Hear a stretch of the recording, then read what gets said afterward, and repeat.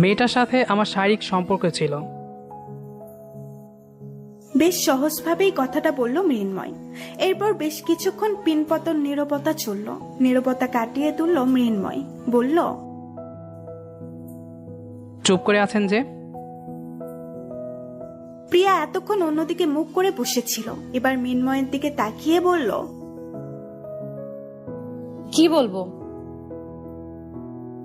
আপনার অদ্ভুত লাগছে না? বুঝতে পারছি না। দেখেন, আমি জানি আপনার খারাপ লাগছে, আর খারাপ লাগাটাও অস্বাভাবিক কিছু নয়। কয়েকদিন পরেই আপনার আমার বিয়ে, সেখানে আপনি এখন শুনছেন হবু বরের অন্য কোনো মেয়ের সাথে ফিজিক্যাল রিলেশন ছিল। আমি চাইলে হয়তো লুকাতে পারতাম, কিন্তু লুকাইনি, কারণ আমি চাইনি আপনায় মিথ্যা বলে ঠকাতে। প্রিয়া বেশ কিছুক্ষণ চুপ করে ভাবতে লাগলো। আসলেই তো, কিন্তু আমার খারাপ লাগছে না কেন? আবার ভালোও লাগছে না। অন্য কোনো সময় হলে হয়তো দেখা যেত আমার মৃন্ময়কে ওয়াশিং মেশিনে ধুয়ে দিতাম, কিন্তু এখন আমার কোনো অনুভূতিই হচ্ছে না। আমার কি বলা উচিত আমি সেটাও বুঝতে পারছি না। মৃন্ময় বলল, অনেক ভালোবাসতাম মেয়েটাকে। ওর নাম ছিল রিমি। আমার 1 ইয়ার জুনিয়র ছিল। কোন এক বৃষ্টির সময় দেখে ভালো লেগে যায়, এরপর প্রণয়, তারপর ভালোবাসা, এরপর এক সময় ফিজিক্যালি জড়িয়ে যায় দুজনে। আমি ওকে কোনো জোর করিনি, দুজনের ইচ্ছাতেই হয়েছিল। মৃন্ময়ের কথাগুলো শুনে বেশ অস্বস্তি হচ্ছিল প্রিয়ার, তাই প্রসঙ্গটা পাল্টে বলল, আমার খুব খারাপ লাগছে। আপনার আর কিছু বলার না থাকলে আমি বাড়িতে যেতাম। খুব বেশি খারাপ লাগছে? ওই একটু আর কি। চলুন, আমি আপনাকে বাড়িতে পৌঁছে দেই। ধন্যবাদ, আমি একাই যেতে পারবো। বেশ, তবে আমার বলা কথাগুলোর উত্তর আমি এখনই চাচ্ছি না। আপনি আগে সময় নিয়ে ভাবুন, তারপর উত্তর দিন। যদি সবকিছু জেনেও মনে হয় বিয়ে করার জন্য আমি আপনার জন্য পারফেক্ট, তাহলে বিয়েটা হবে। আর যদি মেনে নিতে না পারেন, তাহলে জোর করে বিয়ে করব না। প্রিয়া কিছু বলল না, উল্টো পথে হাঁটা শুরু করলো। বেশ অস্বস্তি লাগছে, কিন্তু কেন এমন হচ্ছে বুঝতে পারছে না। মৃন্ময় বড়লোক বাবার ছেলে, বাড়িতে বাবা মা আর মৃন্ময় থাকে। বড় 2 বোনের বিয়ে হয়ে গিয়েছে। প্রিয়া মধ্যবিত্ত পরিবারের মেয়ে। বাড়িতে মা, 2 ভাই ভাবি আর প্রিয়া থাকে। বড় বোনের বিয়ে হয়ে গিয়েছে। প্রিয়া সবার ছোট। মৃন্ময়ের বাবার বড় বিজনেস আছে, সেটা দেখাশোনা করে মৃন্ময়। আর প্রিয়া অনার্স প্রথম বর্ষে পড়ে, প্লাস একটা স্কুলে জব করে। বাসায় যেতেই মায়ের সাথে দেখা হয় প্রিয়ার। তিনি প্রিয়ার গালে হাত রেখে চুমু দিয়ে বলল, কেমন দেখলি ছেলেটাকে? ভালো। পছন্দ হয়েছে তোর? তোমাদের পছন্দই আমার পছন্দ। প্রিয়া রুমে চলে গেল। ফ্রেশ হয়ে বিছানায় গা এলিয়ে দিল। হাজার চেষ্টা করেও ঘুম আসছে না। ঘুমও এখন স্বার্থপর হয়ে গিয়েছে। যে ঘুম আগে প্রিয়ার পিছুই ছাড়তো না, সেই ঘুম এখন প্রিয়াকে ধরাই দেয় না। সবই সময়ের বিবর্তন। প্রিয়া একটা দীর্ঘশ্বাস ছাড়ল। এরপর উঠে টেবিল থেকে হুমায়ুন আহমেদের আজ হিমুর বিয়ে বইটা নিল। বেশ কয়েকবার পড়ার পরেও ইন্টারেস্ট কমে না। হিমুর চরিত্রটা এখানে সত্যিই মুগ্ধকর। বই পড়তে পড়তে কখন যে সন্ধ্যা হয়ে গিয়েছে খেয়ালই করেনি। মাগরিবের আজান শেষ হতেই প্রিয়া অজু করে নামাজ পড়ে নেয়। এরপর আবার বিছানায় গিয়ে পা গুটিয়ে বসে থাকে। মনটা আনচান করছে। কেন করছে এমন বোধগম্য হয় না প্রিয়ার। ফোনের রিংটোনের ধ্যান ভাঙে। নাম্বারটা সেভ করা নয়, কিন্তু পরিচিত মৃন্ময়ের নাম্বার। কলটা কেটে যায়। দ্বিতীয়বার রিং হতেই প্রিয়া রিসিভ করে সালাম দেয়। আসসালামু আলাইকুম। ওয়ালাইকুম আসসালাম। কেমন আছেন? আলহামদুলিল্লাহ, আপনি? আলহামদুলিল্লাহ, ভালো আছি। কি করছেন? বসে আছি, আপনি? এই তো ব্যালকনিতে। ও হুম। এরপর আবারও নীরবতা। মৃন্ময় কফির কাপে চুমুক দিয়ে বলল, আপনি কি এরকমই? কিরকম? কেমন যেন চুপচাপ। কি জানি। আপনি জানেন না? না। নিজে কেমন সেটা নিজে জানেন না? না। অদ্ভুত তো। হয়তো নিজেকে এতদিন ভুল জানতাম আর ভুল চিনতাম, তাই এখন সঠিক কোনটা জানি না। ঠিক বুঝলাম না। কিছু না। ওকে, আচ্ছা, কিছু ভাবলেন? কোন বিষয়ে? আজকে বিকালে বলা কথাগুলোর ব্যাপারে। ভাবার কিছু নেই। কেন? সবকিছুরই কি প্রশ্ন হয়? তা নয়, তবুও এত বড় একটা বিষয়ে আপনার ভাবা উচিত। ভাবিনি। তাহলে আমি উত্তরটা কি ধরে নিব? হ্যাঁ। কি হ্যাঁ? উত্তরটা হ্যাঁ। তাহলে আমার অতীত নিয়ে আপনার কোনো সমস্যা নেই? না, মা বলে প্রতিটা মানুষের উচিত অতীত থেকে শিক্ষা নেওয়া, কিন্তু অতীত আঁকড়ে ধরে বেঁচে থাকা নেহাতি বোকামি। আপনার মা ঠিকই বলে। ইভেন আমি মনে করি সন্তানদের মঙ্গলের জন্য প্রতিটা বাবা মায়ের উপদেশই সঠিক। জি। তো বিয়েটা কি বাবা মায়ের ইচ্ছাতেই করতেছেন? জি। আমায় আপনার ভালো লেগেছে? আপনাকে আমার পরিবারের পছন্দ হয়েছে। সংসার তো আপনি করবেন, আপনার কোনো মতামত নেই? আমার মনে হয় আমি নিজে থেকে সবসময় ভুল সিদ্ধান্ত নিই। এমন মনে হওয়ার কারণ? আমার অতীত। আপনারও অতীত আছে? প্রতিটা মানুষেরই অতীত থাকে। আপনারটা কি জানতে পারি? পুরনো ক্ষত জাগিয়ে তুলতে ইচ্ছে করছে না। ঠিক আছে। কথা বলা শেষ করে প্রিয়া মায়ের রুমে গেল। মা তখন বিছানা ছাড়ছিল। প্রিয়াকে দেখে বলল, কিছু বলবি? আমার কষ্ট হচ্ছে মা। মা তাড়াতাড়ি প্রিয়াকে নিজের কাছে এনে বুকে জড়িয়ে নিলেন। প্রিয়া কান্না করেই বলল, এইভাবে জড়িয়ে ধরো না মা, আমার অনেক কষ্ট হয়, আমার আরো কষ্ট হয়।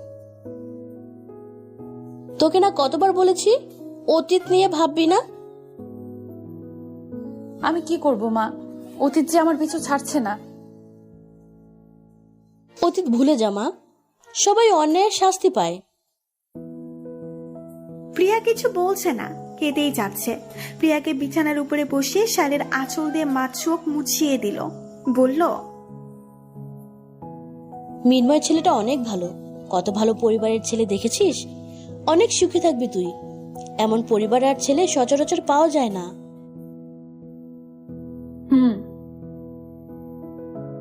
আমি আমার আগের সেই হাসি খুশি প্রিয়াকে ফিরে পেতে চাই, যার হাসিতে এই বাড়িটা প্রতিটা লোক হাসে, যার দুষ্টুমিতে এই বাড়ি মেতে থাকে। প্রিয়া আবারও চুপ। মা বলল, মৃন্ময়ের সাথে কথা হয়েছিল? আর হ্যাঁ, একটু আগে ফোন দিয়েছিল। কি বললো? প্রিয়া সব কথাই মাকে বলল, শুধু ফিজিক্যাল রিলেশনের কথা স্কিপ করে। মা বলল, কোনো মানুষই পারফেক্ট হয় না, তাকে মনের মতো বানিয়ে নিতে হয়। আর আমি জানি আমার মিষ্টি মেয়েটা সেটা পারবে। প্রিয়া মাকে জড়িয়ে ধরল। পৃথিবীর অর্ধেক শান্তি তো মায়ের বুকেই। রাত 12টা ছুঁই ছুঁই, একাই সাদে হারছে মৃন্ময়। আকাশে আজ চাঁদ দেখা যাচ্ছে না, তবে অসংখ্য তারা মিটমিট করে জ্বলছে। সাদের রেলিং এর সাথে হেলান দিয়ে দাঁড়ায় মৃন্ময়। আকাশের দিকে তাকিয়ে ভাবতে থাকে প্রিয়ার কথা, আর আনমনেই বলে, মেয়েটা এমন অদ্ভুত কেন? হাসে না, প্রয়োজন ছাড়া কথা বলে না, কিন্তু তবুও এই মেয়েটার মধ্যে কি যেন একটা আছে। সে আমাকে বারবার ওর প্রতি টানে। মাত্র অল্প কিছুদিনের পরিচয়ও কি কাউকে এত ভালো লাগতে পারে? আচ্ছা, প্রিয়াকে কি শুধুই আমার ভালো লাগে, নাকি ভালোবাসাটাও সৃষ্টি হচ্ছে? তাহলে রিমিকে কি আমি ভালোবাসি না? না না, রিমিকে আমি সত্যি ভালোবেসেছিলাম, বরং রিমি আমাকে ঠকিয়েছে। মৃন্ময় সাদে পায়চারি করতে লাগলো। একসময় থমকে গিয়ে ভাবতে লাগলো, প্রিয়া তখন কি একটা অতীতের কথা বলছিল। আচ্ছা, ওর আবার কি অতীত আছে? ওরও কি আমার মতো ফিজিক্যাল রিলেশন ছিল? ছি, না, কি ভাবছি? আচ্ছা, যদি থেকে থাকে? হাজারটা প্রশ্ন মৃন্ময়ের মাথায় ঘুরপাক খাচ্ছে। ইচ্ছে করছে একবার ফোন দিয়ে জিজ্ঞেস করতে, আবার পরক্ষণেই মনে হলো সামনাসামনি জিজ্ঞেস করবে। অবাধ্য মনটা তবুও কি যেন চাচ্ছে। মৃন্ময় নিজের গালে এক আঙুল দিয়ে টোকা দিয়ে ভাবতে লাগলো, প্রিয়ার ভয়েসটা শুনতে ইচ্ছে করছে। 19-20 না ভেবে ফোন দিয়ে দিল। প্রিয়া তখন বেলকনিতে দাঁড়িয়েছিল। ঘরে এসে বিছানার উপর থেকে ফোন নিয়ে দেখে মৃন্ময় ফোন করেছে।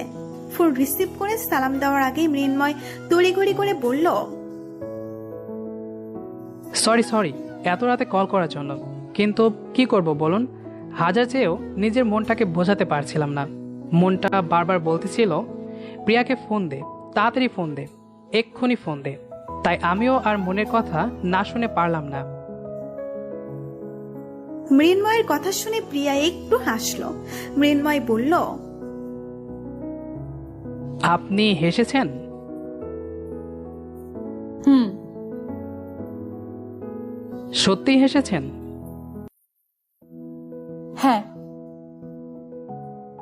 আমার বিশ্বাসই হচ্ছে না আপনি হাসতে পারেন। কি জন্য এত রাতে কল করলেন? প্রশ্নটা ইগনোর করায় মৃন্ময় একটু কষ্ট পেল। নিজেকে সংযত করে বলল, ঘুমাচ্ছিলেন? না। তাহলে কি বিরক্ত করলাম? জি না, এমনি জিজ্ঞেস করলাম। আমি ভাবলাম কিছু বলার জন্য হয়তো ফোন দিয়েছেন। কত কিছুই তো বলতে চাই, শুধু অধিকারটা নেই। কিছু বলার জন্য অধিকারও লাগে? লাগে তো। এত রাতে কল করেছি, সেটাই তো অধিকারের বাহিরে হয়ে গিয়েছে। সব দোষ এই বেহায়া মনটার। আপনার কণ্ঠ শোনার জন্য আকুল হয়ে গিয়েছিল।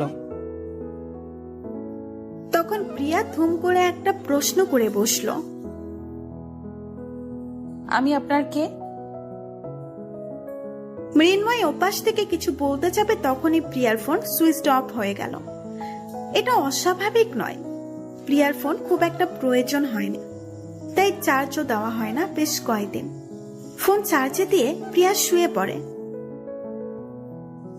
ওইদিকে মৃন্ময় ফোনে ট্রাই করেই যাচ্ছে, কিন্তু প্রতিবারই অসহ্যকর একটা কথা মহিলা কণ্ঠে শুনতে হচ্ছে, আপনার কাঙ্ক্ষিত নম্বরটিতে এই মুহূর্তে সংযোগ দেওয়া সম্ভব হচ্ছে না, কিছুক্ষণ পর আবার চেষ্টা করুন, ধন্যবাদ। হুট করেই মৃন্ময়ের প্রশ্নের কথা মনে পড়ে আর রিপিট করে বলে, আমি আপনার কে? সকাল সকাল প্রিয়া ফ্রেশ হয়ে স্কুলে চলে যায়। 2টা ক্লাস নিয়ে বের হতেই মৃন্ময় ফোন দেয়। হ্যালো, আসসালামু আলাইকুম। ওয়ালাইকুম আসসালাম। কেমন আছেন প্রিয়া? আলহামদুলিল্লাহ, ভালো আছি। আপনি? আমি ভালো নেই। কেন? মনটা চুরি হয়ে গিয়েছে। ও, ওহ, মানে কি? এটার কোনো মানে নেই তো। তাই বলে একবার জিজ্ঞেস করবে না কে চুরি করলো? জিজ্ঞেস করলে কি মন ফেরত পাবেন? আমি তো মন ফেরত পেতে চাই না, আমি তো তাকে চাই। আচ্ছা, কি আচ্ছা? আপনি যা বললেন তা আচ্ছা। উফ বাবা, এমন অনুভূতিহীন কেন আপনি? জানি না তো। কোথায় আপনি? কুলে। দেখা করতে পারবেন বিকালে? চেষ্টা করব। চেষ্টা নয়, দেখা করতে হবে। Please please please. আচ্ছা ঠিক আছে, রাখছি এখন। প্রিয়া কলটা কেটে দেয়। মৃন্ময় ফোন হাতে নিয়ে মুস্কি হেসে বলে, ওগো প্রেয়সী প্রিয়া, তোমায় তো আমার করবই। বিকালের দিকে প্রিয়া মৃন্ময়ের সাথে দেখা করে। প্রাইভেট কারের সাথে হেলান দিয়ে দাঁড়িয়েছিল। প্রিয়াকে দেখেই এগিয়ে আসলো, এক পলক তাকিয়ে বলল, আপনি কি স্কুল থেকে সোজা এখানে এসেছেন? হ্যাঁ। গাড়িতে বসো, এসি অন করে দেই। না। কেন? দম বন্ধ হয়ে আসে আমার। মানে কি? কঠিন কিছু বললাম নাকি? আমার প্রকৃতির বাতাসই ভালো লাগে। আপনি এত সাদাসিধা? তাই মনে হলো? দেখে এবং কথা বলে এটাই মনে হচ্ছে। হবে হয়তো। আপনি কি আগে থেকে এমন? না। তবে এই যে আমার অতীত। সেটা কি আমি জানতে পারি না? পারেন। তাহলে বলেন। ইচ্ছে করছে না এখন। অদ্ভুত তো। আমার খুব টায়ার্ড লাগছে, আমি বাসায় যাই এবার। মৃন্ময় হতাশ চোখে তাকায় প্রিয়ার দিকে, তারপর ভাবলেশহীন ভাবে বলে, হুম। প্রিয়া আর অপেক্ষা করে না, হাঁটা শুরু করে। মৃন্ময় তাকিয়ে আছে সেদিকে, বড় একটা দীর্ঘশ্বাস ছেড়ে বলে, এই মেয়ের মন জয় করব কিভাবে? বন্ধুদের আড্ডা মহলে সবাই হাসি খুশি থাকলেও মৃন্ময় একদম মনমরা হয়ে বসে আছে। মৃন্ময়ের বন্ধু সাদিক ধাক্কা দিয়ে বলল, কিরে শালা, বসে বসে শোক দিবস পালন করছিস নাকি? সেরকমই। বলিস কিরে, এতদিন পর সবাই একসাথে হলাম আর তুই শোক পালন করছিস? তাছাড়া আর কি করব বল? যার সাথে আমার বিয়ে ঠিক হয়েছে তার মন জয় করতে পারছি না। কি বলছিস মিঠাই? তোকে তোর হবু বউ পাত্তা দিচ্ছে না? না, বিষয়টা সেরকম নয়। মেয়েটা কেমন যেন চুপচাপ, প্রয়োজন ছাড়া একটা কথাও বলে না। মেয়ে কি খুব সুন্দরী? খুব সুন্দর নাকি জানি না, তবে মায়াবিনী। কই ছবি দেখাতো। মৃন্ময় পকেট থেকে ফোন বের করে প্রিয়ার ছবি দেখে বের করে দেখায়। সাদিক বেশ ভালো করেই দেখে বলল, এই মেয়ে চুপচাপ হয় কিভাবে? ছবিটা ভালো মতো দেখেছিস? চোখে মুখে হাসির দুষ্টামির ঝিলিক স্পষ্ট। ছবির সাথে বাস্তবে ওর কোনো মিল খুঁজে পায় না, হাসে না একটুও। এমন কেন জিজ্ঞেস করিসনি? করেছি তো, কেমন যেন অদ্ভুত অদ্ভুত কথা বলে। তোর কি মনে হয় এর পেছনে অন্য কোনো কারণ আছে? বলে তো কিসের নাকি অতীত আছে, কিন্তু কি সেটা তো বলে না। এবার মেয়ে বান্ধবীরা মুখ খুলল, বলল, দোস্ত, একটা আইডিয়া আছে। কি? মেয়েরা সবসময় গিফট পেতে পছন্দ করে। গিফট বলতে সারপ্রাইজ আর কি। তো তুইও ওকে সারপ্রাইজ দে। কি সারপ্রাইজ দেব? গাধা একটা, কি সারপ্রাইজ দিবি সেটাও আমরা বলে দেব? মেয়েদের ব্যাপারে আমি আনাড়ি। ইস, রিমিকে মনে হয় কখনো গিফট দিসনি। দিয়েছি, তবে রিমি যেটা চেয়েছে সেটাই দিয়েছি। বুঝলাম, তুই ওকে শাড়ি চুড়ি এসব গিফট করতে পারিস। পড়বে বলে মনে হয় না। আরে দিয়ে তো দেখ। ঠিক আছে, চল তাহলে শপিং মলে যাই। মৃন্ময় বন্ধুদের নিয়ে শপিং মলে যায়। পছন্দ মতো 3টা শাড়ি কিনে, তার সাথে ম্যাচিং চুড়ি। তবে সেগুলো সরাসরি দেয়নি, পার্সেল করে পাঠিয়েছে। একদিন পরে প্রিয়ার বাসায় পার্সেল পৌঁছে যায়। পার্সেল পেয়ে বেশ অবাক হয় প্রিয়া। নামহীন গিফট আবার কি করে হয়? কার গিফট কার কাছে এসেছে? প্যাকেট খুলে প্রিয়া মেরে বসে থাকে। শাড়ি চুড়ি এসব কার? সাথে একটা চিরকুট, তাতে লেখা, ওগো প্রেয়সী, সামান্য গিফট তোমার জন্য। শাড়িগুলো নেড়ে চেড়ে প্রিয়া রেখে দেয়। ওইদিকে মৃন্ময় অধীর আগ্রহ হয়ে বসে আছে কখন প্রিয়া ফোন দিবে। মৃন্ময় বসে বসে ভাবছে, এতক্ষণে প্রিয়া নিশ্চয়ই বুঝে গেছে গিফটগুলো আমি পাঠিয়েছি, কিন্তু এখনো ফোন করছে না কেন? মেয়েটা এমন কেন, এত অবুঝ? আমি যে কখন থেকে মেয়েটার ফোনের অপেক্ষা করছি সেটা কি বুঝে না ও? এভাবে 3 ঘন্টা পার হয়ে যাওয়ার পরেও যখন প্রিয়ার ফোন আসে না, তখন বাধ্য হয়ে মৃন্ময়ে ফোন দেয়। হ্যালো,